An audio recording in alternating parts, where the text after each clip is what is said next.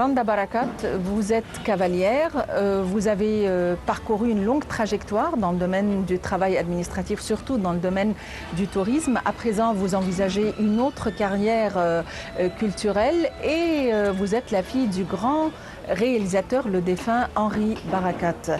Écoutez, comme je vous l'ai mentionné l'autre fois, j'ai fait une carrière administrative.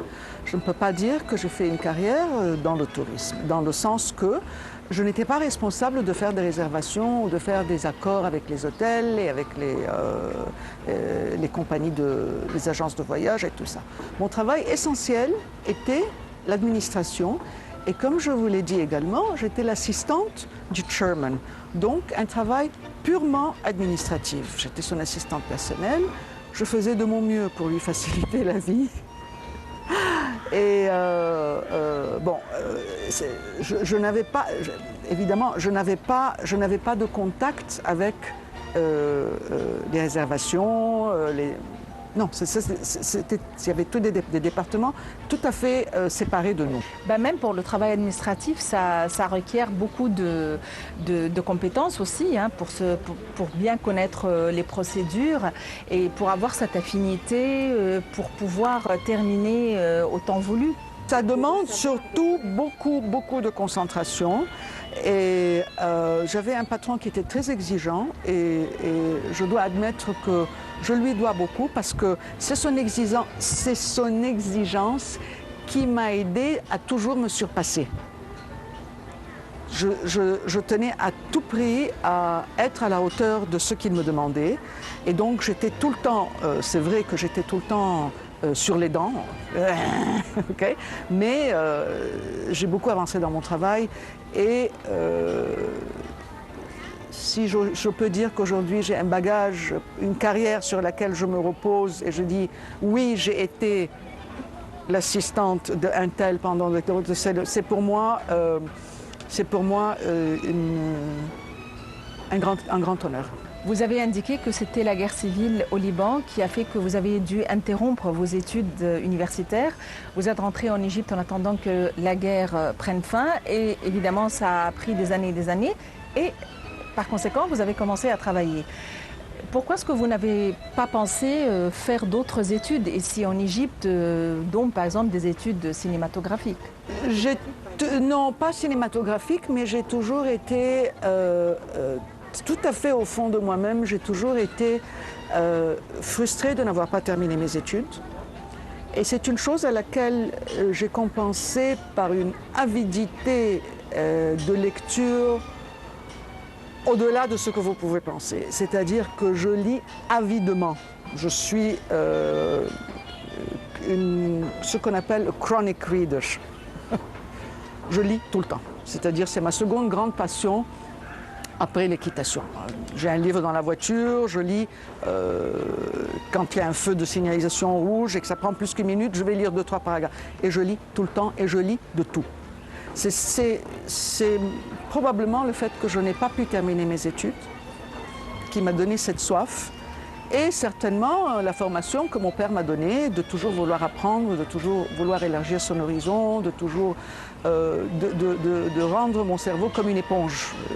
Plus je lui donne, plus il veut.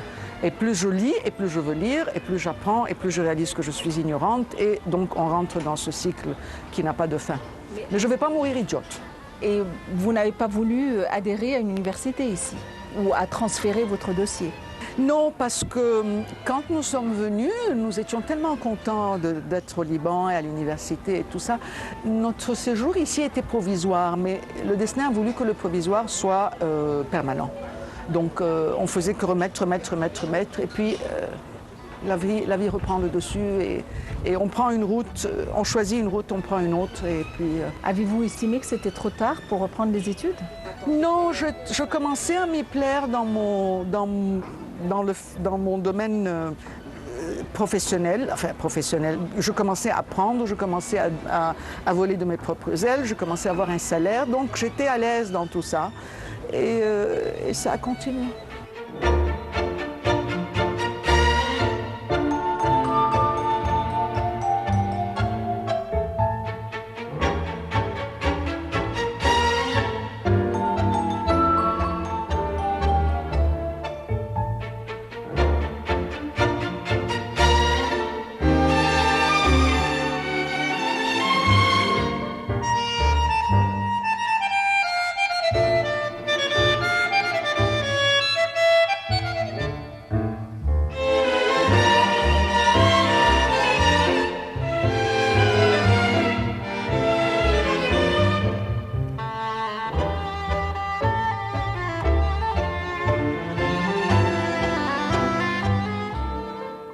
Actuellement, vous êtes au seuil d'une nouvelle carrière culturelle. On aimerait en savoir plus. Oui, j'ai eu le grand privilège d'être contactée par M. Mohamed Salbaoui, qui venait d'être nommé secrétaire général de l'Union des écrivains d'Afrique et d'Asie, et qui avait besoin d'une assistante à temps partiel. Et par l'intermédiaire d'amis communs, il m'a téléphoné un jour et il me dit « Je suis Mohamed Salbaoui, Jibrin an Tarif ». Et il me dit « Écoutez, j'aimerais vous rencontrer ». Et il m'a proposé d'être son assistante pour essayer de former cette union à la tête de laquelle il était. Je n'ai pas hésité très longtemps parce que c'était d'abord travailler avec un grand monsieur, ensuite être dans un milieu très culturel finalement parce que c'est des écrivains, c'est des poètes, c'est quand même différent et nous manquons malheureusement de culture, tous, et notre pays en particulier, malheureusement. Et puis c'est parti. Il a été nommé pour un second mandat. En mai dernier, nous avons eu la conférence générale, donc il a été élu pour un second mandat. Il reste, je reste, il part, je pars. En quoi consiste votre travail?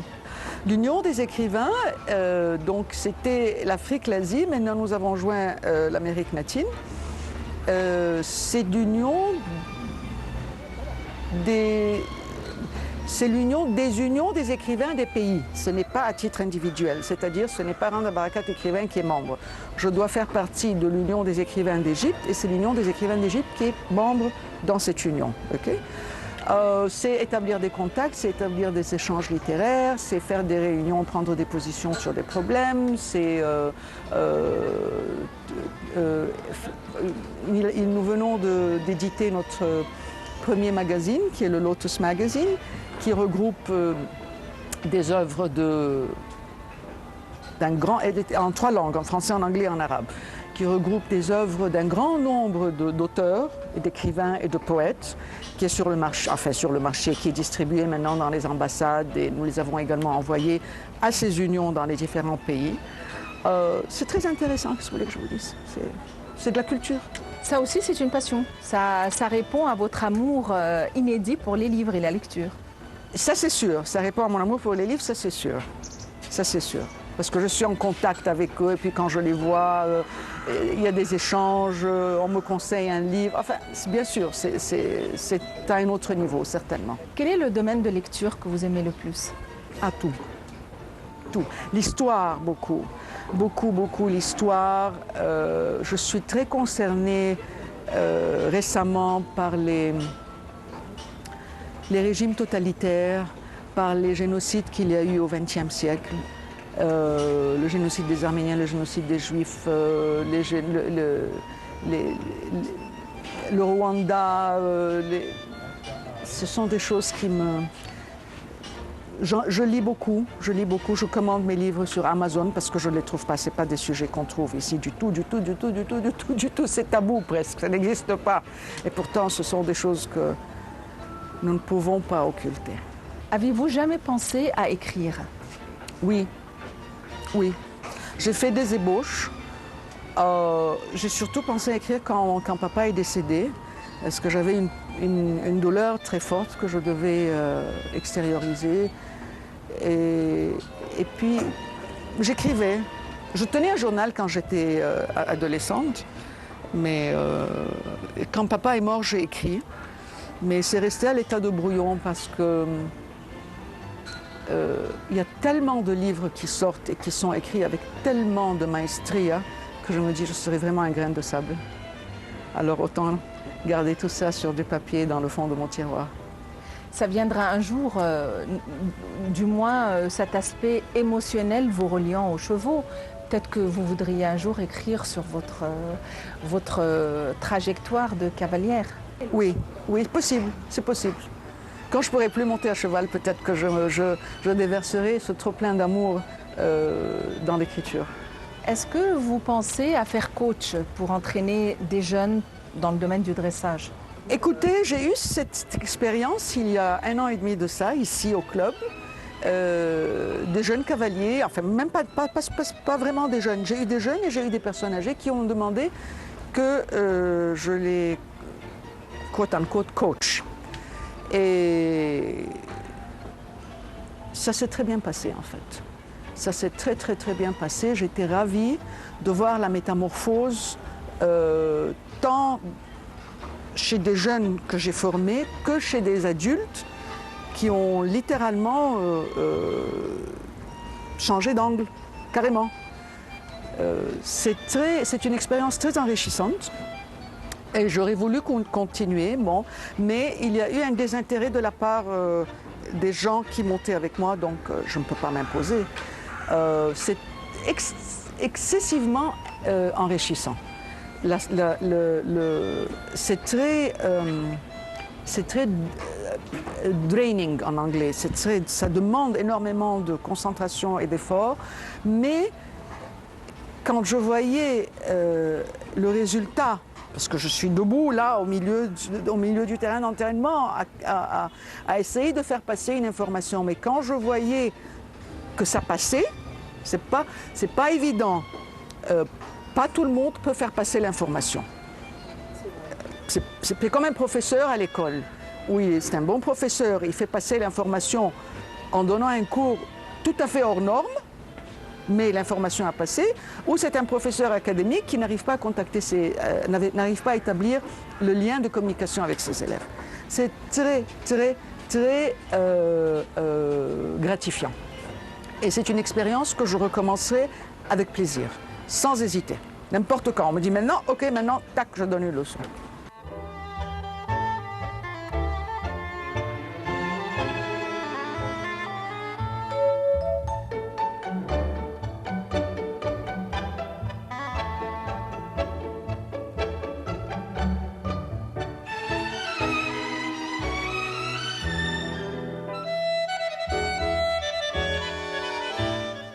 Abordons la partie qui vous tient à cœur. C'est votre père, le grand réalisateur, le grand cinématographe, le grand pionnier, Henri Barakat. Comment se fait-il, ou quelqu'un pourrait se poser cette question, comment se fait-il que la fille d'Henri Barakat n'a jamais pensé à franchir le seuil du cinéma en tant que réalisatrice, actrice, scénariste ou autre? Écoutez, en tant que réalisatrice, no way, parce que il y a des échelons qu'on ne peut pas atteindre et il était très haut dans son domaine. En tant qu'actrice, j'y ai pensé après son décès, pas quand il vit, pas de son vivant. J'ai envie maintenant, mais je ne sais pas comment ça peut se faire, j'ai envie maintenant de passer devant la caméra. J'ai très envie. Et j'en ai parlé avec Inès Deredi, qui est une amie à nous, parce qu'Inès était l'élève de papa pendant de très longues années. J'en ai parlé une fois avec Mohamed Abou Seif aussi, le fils de Salah. Et bon, je n'ai pas eu d'offre, mais c'est pas grave. Mais j'ai envie de passer devant la caméra maintenant. Scénariste, regardez, je pourrais aider certainement, mais parce que j'écris facilement, j'arrive à m'exprimer facilement. Je n'ai pas de problème d'exprimer ce que je veux dire. Donc, ceci, je pourrais peut-être le faire en étant l'assistant de quelqu'un. C'est-à-dire si j'ai, par exemple, Wahid Hamid, que je trouve excellent et qui a toujours des scénarios qui sont vraiment top. Mais j'aimerais bien travailler avec lui, par exemple. Pas pour juste. Mais regardez que les scénarios maintenant,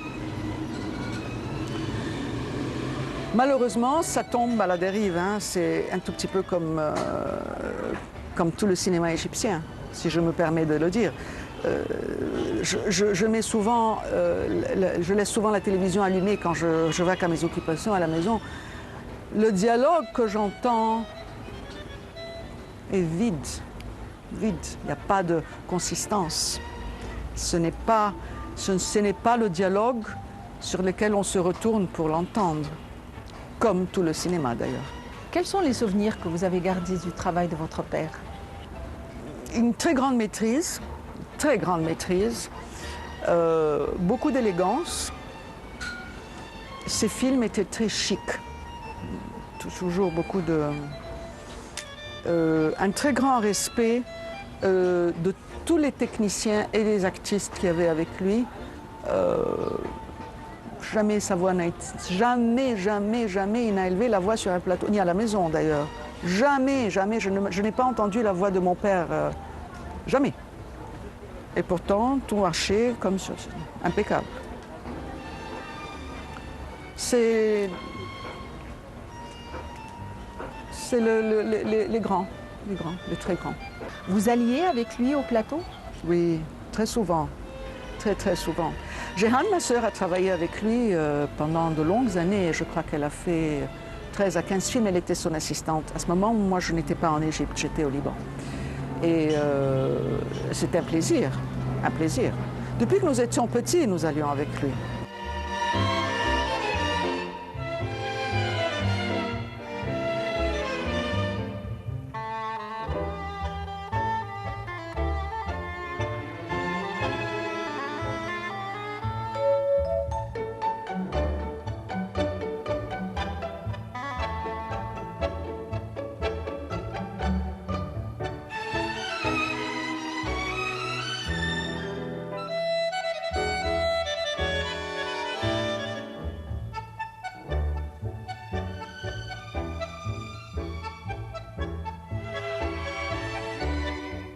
Quel est le film qui vous tient à cœur le plus parmi la collection de votre père, les œuvres de votre papa?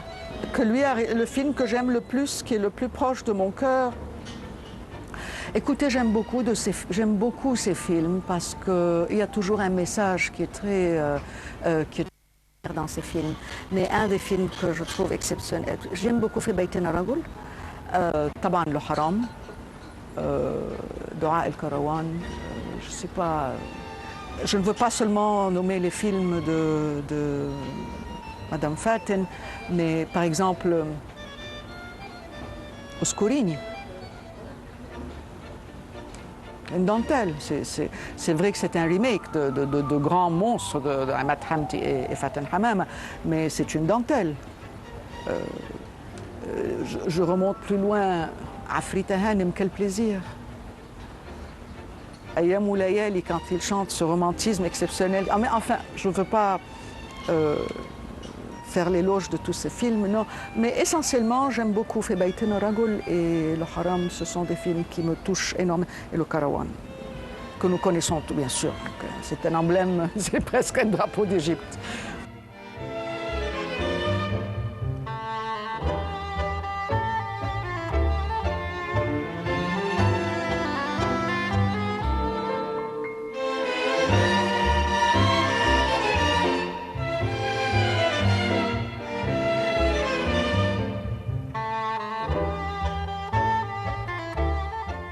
Est-ce qu'à votre avis, les thèmes s'imposaient autrefois, puisque le cinéma reflète la société? Est-ce un problème d'écriture, un problème d'art ou un problème de société? C'est un problème de société, je dirais. Je dirais, à mon avis, que c'est un problème de société. Et le cinéma, à un moment donné, quand il a eu sa chute, dans les années 85,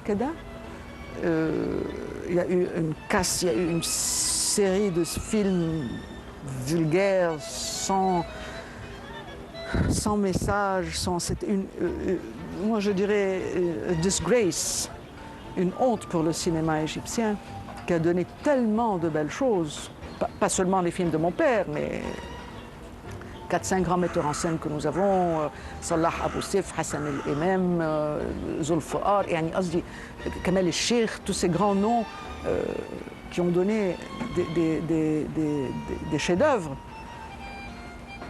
Je sais pas.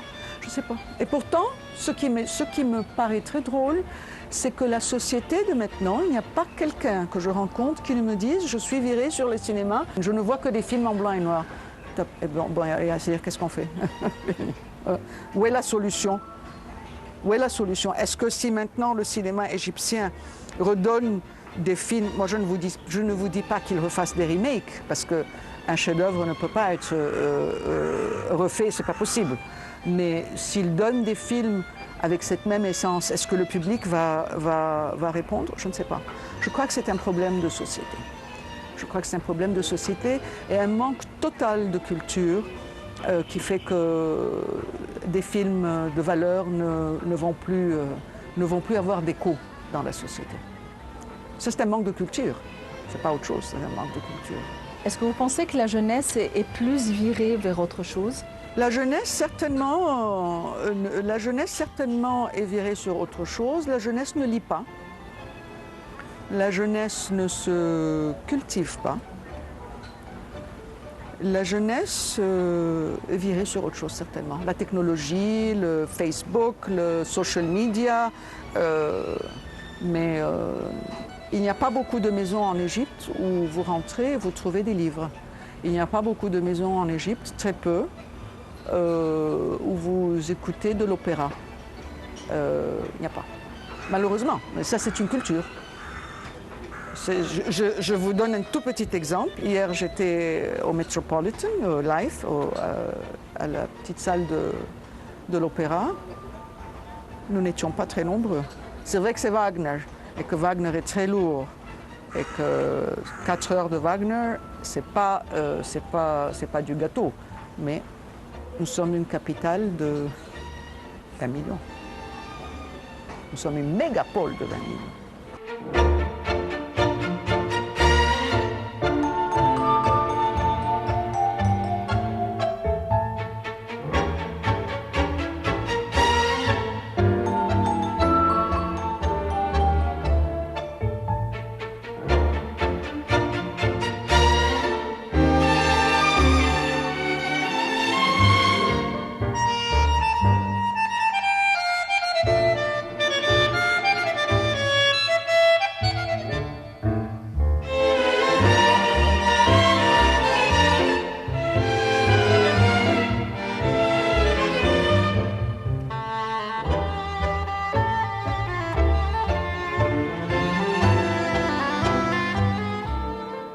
Pour conclure, que représente pour vous Henri Barakat?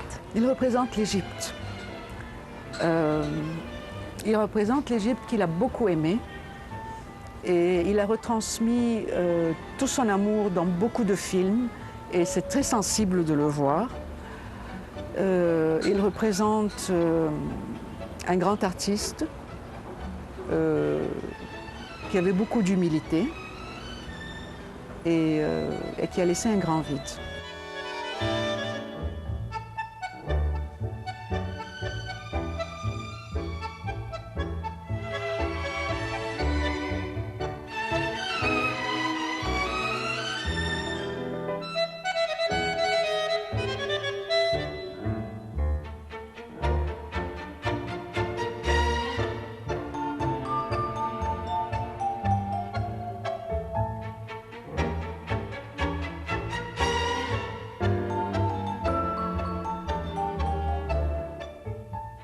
Êtes-vous optimiste ou pessimiste vis-à-vis du lendemain?